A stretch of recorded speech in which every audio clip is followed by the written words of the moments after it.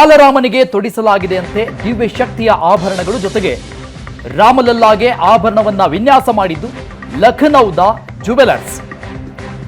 ಲಖನೌದ ಜುವೆಲರ್ಸ್ಗೆ ಈ ಒಂದು ಸೌಭಾಗ್ಯ ದೊರೆತಿರುವಂತದ್ದು. ಬಾಲರಾಮನಿಗೆ ಆಭರಣಗಳನ್ನ ವಿನ್ಯಾಸ ಮಾಡುವಂತಹ ಸೌಭಾಗ್ಯ.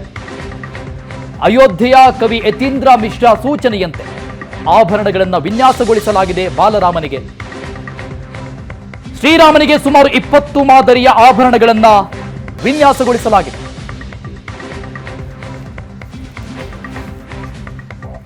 ಎಸ್, ಈ ಬಗ್ಗೆ ಮಾಹಿತಿಯನ್ನ ಕೊಡ್ತಾರೆ ಶ್ರೀಕಂಠ ಶಾಸ್ತ್ರಿ ಅವರು. ಇದೀಗ ನಮ್ಮ ಜೊತೆ ಲೈವ್ ಕನೆಕ್ಟ್ ಆಗಿದ್ದಾರೆ. ಶಾಸ್ತ್ರಿಗಳೇ, ಈಗಾಗಲೇ ಬಾಲರಾಮನ ದರ್ಶನವನ್ನ ಮಾಡಿದ್ದೀರಿ, ಆ ಭಾಗ್ಯ ತಮ್ಮದಾಗಿದೆ. ಸೊ ಬಾಲರಾಮನನ್ನ ನೋಡಿದಂತಹ ಸಂದರ್ಭದಲ್ಲಿ ನಾವು ನಿನ್ನೆ ಏನು ವಿಶ್ವಕ್ಕೆ ದರ್ಶನ ಕೊಟ್ಟನೋ ಬಾಲರಾಮ, ಆತ ಆಭರಣಗಳಿಂದ ಏನು ಸಿಂಗಾರಗೊಂಡು ಆವಾಗಲೇ ಯಾವ ರೀತಿ ಆಭರಣಗಳನ್ನು ಬಾಲರಾಮನಿಗೆ ಹಾಕಿದ್ದಾರಪ್ಪ ಅನ್ನುವಂತಹ ಪ್ರಶ್ನೆ ಇತ್ತು. ಸೊ ಈಗ ಸ್ವತಃ ತಾವು ಅಲ್ಲಿ ಇದ್ದೀರಿ, ಆ ಬಾಲರಾಮನನ್ನ ಕಂಡಿದ್ದೀರಿ, ಏನೆಲ್ಲ ಆಭರಣ ಅಲ್ಲಿ ಬಳಕೆಯಾಗಿದೆ ಅದನ್ನು ವಿವರಿಸ್ಬೋದಾ? ಖಂಡಿತವಾಗಿ ಅಲ್ಲಿ ನಮಗೆ ಕಣ್ಮನ ಸೆಳೀತಕ್ಕಂಥದ್ದು ಭಗವಂತನ ದರ್ಶನ ಆದ ಕೂಡಲೇ ಆ ಕಣ್ಮನಗಳನ್ನು ಸೆಳೆಯೋದು ಆ ಆಭರಣಗಳೇ. ಮುದ್ದಾದ ಮುಖ ಹಾಗೂ ಅವನು ತೊಟ್ಟಿರುವಂಥ ಆಭರಣಗಳು ನಮಗೆ ಕಾಣುತ್ತೆ. ನಮಗೆ ಎಂಥ ಒಂದು ಮಿಂಚಿನ ಹಾಗೆ ಅಂತ ಹೇಳಿದೆ, ಅಷ್ಟರಲ್ಲಿ ಅದಿಷ್ಟು ದರ್ಶನ ಆಗುತ್ತೆ, ಅದರಲ್ಲಿ ಏನು ಸಂಶಯ ಇಲ್ಲ. ಅದರಲ್ಲಿ ನಮಗೆ ಪ್ರಧಾನವಾಗಿ ಅದು ನಮ್ಮ ಕಣ್ಣಿಗೆ ತಕ್ಷಣವೇ ನಾಟತಕ್ಕಂಥದ್ದು ಆತ ಹಾಕಿರ್ತಕ್ಕಂಥ ಮಾಲೆ, ವೈಜಯಂತಿ ಮಾಲೆ ಇದೆಯಲ್ಲ, ಅದು ತುಂಬ ಸೊಗಸಾಗಿರ್ತಕ್ಕಂಥದ್ದು. ನೀವು ಚಿತ್ರಗಳಲ್ಲಿ ನೋಡಬಹುದು. ಅದನ್ನು ನೋಡಿ, ಕೊರಳಿನಿಂದ ಹಿಡಿದು ಅದು ಮಂಡಿಯವರೆಗೆ ಬಂದಿರತಕ್ಕಂಥದ್ದನ್ನು ಕಾಣ್ತಾ ಇದ್ದೀವಿ. ಅದು ಆ ವೈಜಯಂತಿ ಮಾಲ ಇದೆಯಲ್ಲ, ಅದರಲ್ಲಿ ಕಮಲ, ಶಂಖ, ಸುದರ್ಶನ, ವಿಷ್ಣುವಿಗೆ ಸಂಬಂಧಿಸಿರ್ತಕ್ಕಂಥ ಪ್ರತೀಕಗಳನ್ನು ಆ ಒಂದು ಆಭರಣದಲ್ಲಿ, ವಿಜಯಮಾಲಾ ಆಭರಣದಲ್ಲಿ ನಾವು ಕಾಣಬಹುದು. ಇನ್ನೊಂದು ಭುಜಬಂದಿ ಅಂತ, ಎರಡೂ ಭುಜಗಳ ಮೇಲೆ ಒಂದು ಚಿನ್ನದಿಂದ ಮಾಡಿರ್ತಕ್ಕಂಥ ಒಂದು ಆಭರಣ ಇದೆ, ಭುಜಗಳಲ್ಲಿ ನಾವು ಕಾಣ್ತೀವಿ. ಅದನ್ನು ಸೂಕ್ಷ್ಮವಾಗಿ ಗಮನಿಸಿದ್ರೆ ಮಾತ್ರ ಗೊತ್ತಾಗುತ್ತೆ ಆ ಥರದ್ದದು. ಇನ್ನು ರಾಮನ ಮುಕುಟ, ಯಾವುದನ್ನು ನಾವು ಮುಕುಟಪ್ರಾಯ ಅಂತೀವೋ, ಅಲ್ಲಿ ನೋಡಿದ್ರೆ ಅದು ಉತ್ತರ ಭಾರತ ಶೈಲಿಯಲ್ಲಿ ತಯಾರಾಗಿರ್ತಕ್ಕಂಥದ್ದು ಅನ್ನೋದು ಒಂದು ಮಾಹಿತಿ. ಚಿನ್ನ ಮತ್ತು ಮಾಣಿಕ್ಯ, ಪಚ್ಚೆ, ವಜ್ರಗಳಿಂದ ಆ ಮುಕುಟವನ್ನು ತಯಾರು ಮಾಡಿದ್ದಾರೆ ಅಂತ ಅಲ್ಲಿ ನೋಡಿದ್ರೆ, ಅದು ನೋಡೋದಕ್ಕಿಂತ ಇವುಗಳಿದ್ದಾವ ಅಲ್ಲಿ ಎಂದು ಗುರುತಿಸೋದು ಕಷ್ಟ, ಆದರೆ ಇವೆಲ್ಲವುಗಳು ಅದರಲ್ಲಿ ಇದ್ದಾವೆ. ಮತ್ತು ಕುಂಡಲ, ಯಾವುದು ಆತನ ಏನು ಧೋತಿ ಇದೆಯೋ ಉತ್ತರ ಭಾರತ ಶೈಲಿಯಲ್ಲೇ ಅದು ಆ ಒಂದು ಉಡುಗೆ ಕಾಣ್ತಾ ಇದೆ ನಮಗೆ. ಆ ಕುಂಡಲಗಳು ಕೂಡ ಅದಕ್ಕೆ ಮ್ಯಾಚ್ ಆಗುವಂತೆ ಮಾಡಿದ್ದಾರೆ, ಅದು ತುಂಬ ಚೆನ್ನಾಗಿದೆ. ಅದರಲ್ಲೂ ಕೂಡ ಚಿನ್ನ, ಮಾಣಿಕ್ಯ, ಪಚ್ಚೆ, ನಾವು ಯಾವುದನ್ನು ನವರತ್ನಗಳು ಅಂತೀವೋ ಅದೆಲ್ಲವನ್ನ ಈ ಸ್ವಾಮಿಗೆ ಅಲಂಕಾರವಾಗಿ ಮಾಡಿದ್ದಾರೆ. ಇನ್ನು ಕೌಸ್ತುಭ ಮಣಿ, ಆತನ ಎದೆಯಲ್ಲಿ ವಿರಾಜಮಾನವಾಗಿರ್ತಕ್ಕಂಥ ತಾವು ಗಮನಿಸ್ತಾ ಇದ್ದೀರಾ, ಅದು ಕೂಡ ರತ್ನಾಭರಣಗಳಿಂದ, ಯಾವುದನ್ನು ನಾವು ನವರತ್ನ ಅಂತೀವೋ ಅವುಗಳಿಂದ ತಯಾರಾಗಿರ್ತಕ್ಕಂಥದ್ದು ಅನ್ನೋದು ಗೊತ್ತಾಗುತ್ತೆ. ಬಹಳ ಭವ್ಯವಾಗಿದೆ ಆ ಕೌಸ್ತುಭ ಮಣಿ ಕೂಡ. ಇನ್ನು ಜೊತೆಗೆ ಕಂಠಿಹಾರವನ್ನು ನಾವು ಗಮನಿಸಬಹುದು, ಅವನ ಕೊರಳಲ್ಲಿರ್ತಕ್ಕಂಥದ್ದು, ಅದು ಕೂಡ ಏನು ಈ ರೀತಿಯ ಮಾಣಿಕ್ಯ, ಪಚ್ಚೆ, ವಜ್ರ ಇವುಗಳಿಂದ ತಯಾರಾಗಿರ್ತಕ್ಕಂಥದ್ದು, ಅದು ಕೂಡ ಬಹಳ ಸೊಗಸಾಗಿರ್ತಕ್ಕಂಥದ್ದು. ಆ ಕಂಠಿಹಾರವನ್ನು ನಾವು ನೋಡ್ತೀವಿ, ಕಂಠಸ್ಥಾನದಲ್ಲಿ ಗಮನಿಸಿದ್ರೆ ಗೊತ್ತಾಗುತ್ತೆ. ಈ ಮೂರ್ತಿಗೆ ಒಂದು ಸೌಂದರ್ಯ ಬಂದಿದೆ ಅಂದ್ರೆ ಅದು ಆಭರಣದಿಂದ ಅಂತಲೂ ಹೇಳಬಹುದು, ಅಷ್ಟು ಚೆನ್ನಾಗಿದೆ ಮೂರ್ತಿಯ ಒಂದು ಅದೇ ಒಂದು ಏನು ಕಾಳಿದಾಸ ಹೇಳ್ತಾನಲ್ಲ, ಜಗತ್ ಪ್ರಥಮ ಮಂಗಲಂ ಅಂತ. ಜಗತ್ತಿನ ಪ್ರಥಮ ಮಂಗಲ ಈ ದಿವಸ ಅಲ್ಲಿ ಮೂರ್ತಿ ಎತ್ತಿ ನಿಂತಿದೆ ಅಂತ ಅನ್ಸುತ್ತೆ. ಆ ಮಂಗಲಕ್ಕೆ ಮತ್ತೊಂದು ಮಂಗಲವನ್ನು ತೊಡಸಿದ ಹಾಗಿದೆ ಈ ಆಭರಣಗಳು ಅನ್ನೋದು ಗೊತ್ತಾಗ್ತಾ ಇದೆ.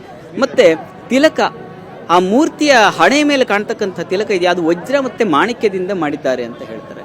ಅದು ಕೂಡ ಬಹಳ ಶೋಭಿತವಾಗಿದೆ. ಹಣೆಗೆ ನಾವು ಹೇಗೆ ತಿಮ್ಮಪ್ಪನನ್ನ 3 ನಾಮ ಕಾಣ್ತೀವಿ, ಇಲ್ಲಿ ಒಂದು ನಾಮ, ಆ ರೀತಿಯ ಒಂದು ನಾಮ ಕಾಣ್ತಕ್ಕಂಥ ದೂರದಿಂದ ನೋಡಿದ್ರೆ ಹಾಗೆ ಕಾಣುತ್ತೆ. ಅದು ನೊಸಲ ತಿಲಕ, ಅದು ಕೂಡ ತುಂಬ ಮುಖಕ್ಕೆ ಒಂದು ಅಲಂಕಾರವಾಗಿದೆ. ನಾವು ಹೇಗೆ ಹಣೆಗೆ ಸಿಂಗರಿಸ್ಕೊಳ್ತೀವೋ ಆ ರೀತಿಯಲ್ಲಿ ಮಾಡಿರ್ತಕ್ಕಂಥದ್ದು ಮೂರ್ತಿಗೆ, ಅದನ್ನು ಕಾಣ್ತೀವಿ. ರಾಮನ ಪಾದಗಳಿದ್ದಾವಲ್ಲ, ಅದು ಕಮಲ ಪುಷ್ಪಗಳಿಂದ ಆಗಿರ್ತಕ್ಕಂಥದ್ದು, ಅಂದರೆ ಅವುಗಳನ್ನ ಅದು ಕೂಡ ಚಿನ್ನದ್ದೇ, ಅದರಿಂದ ತಯಾರಾಗಿರ್ತಕ್ಕಂಥದ್ದು. ಇನ್ನೊಂದು ವಿಶೇಷ ಅಂತಂದರೆ ರಾಮ ಮೂರ್ತಿಯ ಮುಂದುಗಡೆ ಅವನು ಬಾಲರಾಮ ಅಲ್ವಾ, ಹೀಗಾಗಿ ಆಟಿಕೆಗಳನ್ನು, ಅವನು ಆಟ ಆಡ್ಲಿಕ್ಕೆ ಬೇಕಾಗಿರ್ತಕ್ಕಂಥ ಆಟಿಕೆಗಳನ್ನು ಅಲ್ಲಿ ಇಟ್ಟಿದ್ದಾರೆ. ಅದನ್ನು ಕೂಡ ನಾವು ಗುರುತಿಸ್ತೀವಿ, ಇಲ್ಲಿ ಗುರುತಿಸಬಹುದಾಗಿದೆ. ಇನ್ನು ರಾಮಲಲ್ಲನ 2 ಪಾದಗಳಿದ್ದಾವಲ್ಲ, ಅದು ಕೂಡ ಚಿನ್ನ, ವಜ್ರ ಮತ್ತು ರತ್ನ, ಪಚ್ಚೆ, ಮಾಣಿಕ್ಯ ಇವುಗಳಿಂದ ಮಾಡಿದ್ದಾರೆ. ಎರಡೂ ಪಾದಗಳು ಅಲ್ಲಿ ಆ ಪಾದರಕ್ಷೆಗಳೇನಿದ್ದಾವೆ ಅದು ಇವುಗಳಿಂದ ತಯಾರಾಗಿರ್ತಕ್ಕಂಥದ್ದನ್ನು ನೋಡ್ತೀವಿ. ಅಂತೂ ಮೂರ್ತಿಯನ್ನು ನೋಡ್ತಾ ಇದ್ರೆ ಏನು ಅವನು ವಸ್ತುತಃ ವಿಷ್ಣು ಅಲಂಕಾರ ಪ್ರಿಯ ಅಲ್ವಾ, ಹೀಗಾಗಿ ಸರ್ವಾಭೂಷಿತ ಅಲಂಕಾರ ಅಂತಾರಲ್ಲ, ಸರ್ವಾಭರಣ ಸುಂದರ ಅಂತಾರಲ್ಲ, ಆ ರೀತಿಯಲ್ಲಿ ಮುದ್ದು ರಾಮ ಬಾಲರಾಮ ನಮಗೆ ಕಣ್ಣಿಗೆ ಕಾಣಿಸ್ತಾನೆ. ಇನ್ನೂ ಒಂದು ಪ್ರಧಾನವಾದ ಅಂಶ ಹೇಳ್ತೀನಿ. ಈ ವಿಷ್ಣು ಮೂರ್ತಿಯ ಅಂಶಗಳಾದ್ರೆ ನಾನು ದೇವಸ್ಥಾನ ಪ್ರವೇಶ ಮಾಡಿದ ತಕ್ಷಣವೇ ಮನಸ್ಸಲ್ಲಿತ್ತು ನನಗೆ ಕಂಬಗಳನ್ನು ಕಣ್ಣು ಮನಸ್ಸಲ್ಲಿಗೆ ತುಂಬಿಕೊಳ್ಬೇಕು ಅಂತ. ಆ ರೀತಿಯಲ್ಲೇ ನಾನು ಮೊದಲೇ ಯೋಚನೆ ಮಾಡಿ ಹೋಗಿದ್ದೆ. ನಾವು ಪ್ರವೇಶ ಮಾಡ್ತಿದ್ದ ಹಾಗೆ ನಮಗೆ ಕಾಣ್ತಕ್ಕಂಥದ್ದು ಭವ್ಯವಾದ ಸ್ತಂಭಗಳು, ಆ ಕಂಬಗಳಿದ್ದಾವಲ್ಲ ಅವೆಲ್ಲ ತುಂಬಾ ಚೆನ್ನಾಗಿ ಕೆತ್ತನೆ ಆಗಿರ್ತಕ್ಕಂಥದ್ದು. ಅಲ್ಲೆಲ್ಲ ಈಶ್ವರನ ಮೊದಲ 4 ಕಂಬಗಳೇನಿದ್ದಾವೆ ಪ್ರವೇಶ ಆಗ್ತಿದ್ದ ಹಾಗೇನೆ ಆ 2 ಕಂಬಗಳಲ್ಲಿ ಈಶ್ವರ ಧ್ಯಾನಸ್ಥನಾಗಿರ್ತಕ್ಕಂಥದ್ದು. ಆಮೇಲೆ ನಟರಾಜ ನೃತ್ಯ ಮಾಡ್ತಾ ಇರತಕ್ಕಂಥ ಈಶ್ವರ ಮತ್ತು ಗಣಪತಿ ಮೊದಲ ಕಂಬದಲ್ಲೇ ನಮಗೆ ಕಾಣ್ತಕ್ಕಂಥದ್ದು ಗಣಪತಿ ಒಂದ್ರಿ ಪ್ರಶಾಂತ ಸ್ಥಿತಿಯಲ್ಲಿ ಅವನು ಹೃಷ್ಟದೈವ ಅಂತ ಅವನಿಗೆ ಹೆಸರು. ಅದೇ ರೀತಿಯಲ್ಲಿ ಅಲ್ಲಿ ನೋಡಿದ ತಕ್ಷಣ ಮನಸ್ಸಿಗೆ ಹೃಷ್ಟವಾಗುತ್ತೆ, ಸಂತುಷ್ಟವಾಗುತ್ತೆ. ಆ ರೀತಿಯ ಗಣಪತಿ ಆ ಕಂಬದಲ್ಲಿ ಕೆತ್ತಿರತಕ್ಕಂಥದ್ದನ್ನ ಗಮನಿಸಿದೆ ನಾನು. ಅದಾದ್ಮೇಲೆ 1, 2, 3 ಮೊದಲ 3 ನನ್ನ ಮತ್ತೊಂದು ಕುತೂಹಲದ ಪ್ರಶ್ನೆ, ಚಿಕ್ಕದಾಗೆ ಉತ್ತರಿಸ್ಬಿಡಿ. ಎಷ್ಟು ದೂರದಿಂದ ದರ್ಶನ ಆಗುತ್ತೆ? ಯಾಕಂತಂದ್ರೆ ತಿರುಪತಿಯಲ್ಲಿ ಬಹಳ ದೂರದಲ್ಲಿ ದರ್ಶನ ಆಗುವಂಥದ್ದು, ಹತ್ರಕ್ಕೆ ಬಿಡಲ್ಲ. ಅಯೋಧ್ಯೆಯಲ್ಲೂ ಹಂಗೆ ಇದೆಯಾ?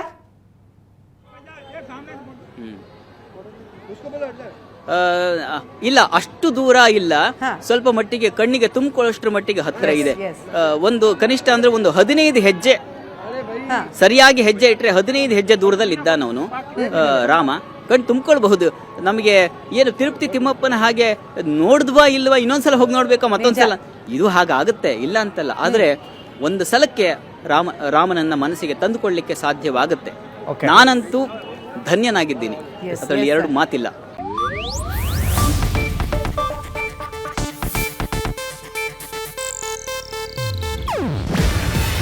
ಇದು ಏಷ್ಯಾನೆಟ್ ನ್ಯೂಸ್ ನೆಟ್ವರ್ಕ್ ಪ್ರಸ್ತುತಿ. ನೀವು ನೋಡ್ತಿದ್ದೀರಾ ಏಷ್ಯಾನೆಟ್ ಸುವರ್ಣ ನ್ಯೂಸ್.